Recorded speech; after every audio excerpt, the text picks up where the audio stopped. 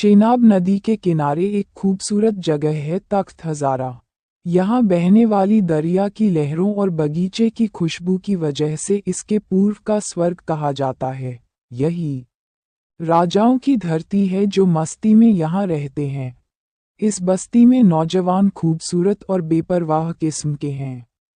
वे कानों में वालियां पहनते हैं और कंधे पर नए सोल रखते हैं। उनको अपनी खूबसूरती पर गर्व है और सभी इसमें एक दूसरे को मात देते दिखते हैं।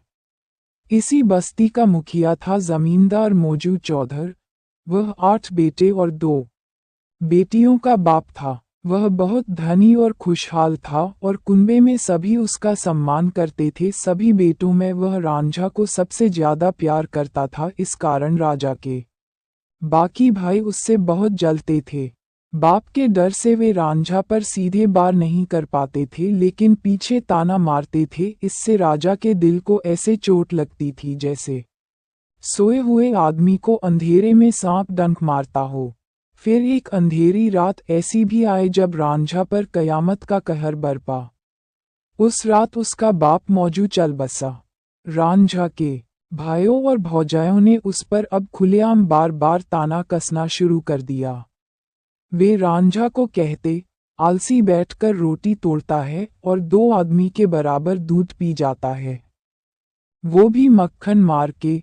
भाइयों ने राजस से छुटकारा पाने के लिए षड्यंत्र करना शुरू कर दिया और एक योजना बनाने। रांझा के सभी भाई मिलकर जमीन की माप जोख करने वाले काजी के पास गए और उसे रिश्वत देकर अच्छी जमीनों को आपस में बांट लिया। बंजर और बेकार जमीन रांझे के हिस्से में आई। ये सब देखकर रांझे के दुश्मनों की खुशी का तो ठिकाना नहीं था। अब वे समाज में घूम घूम कर कहने लगे कि अब रांझा को भाइयों ने जाल में अच्छा फौंसा है।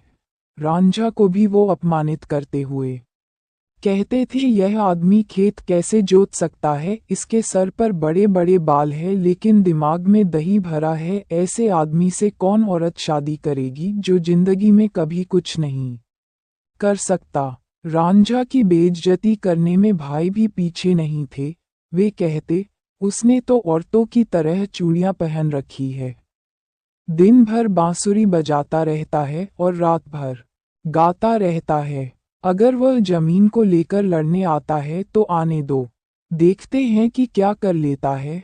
हम सब की ताकत के आगे वह अकेले कुछ नहीं कर सकता।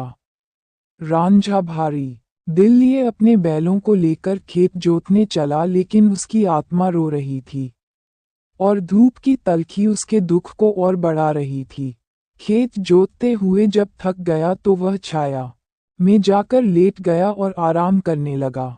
उसकी भौजाई शाहिबा उसके लिए खाना लेकर आई और वो अपना दर्द उससे कहने लगा, भोज, मुझे खेत जोतना अच्छा नहीं लग रहा।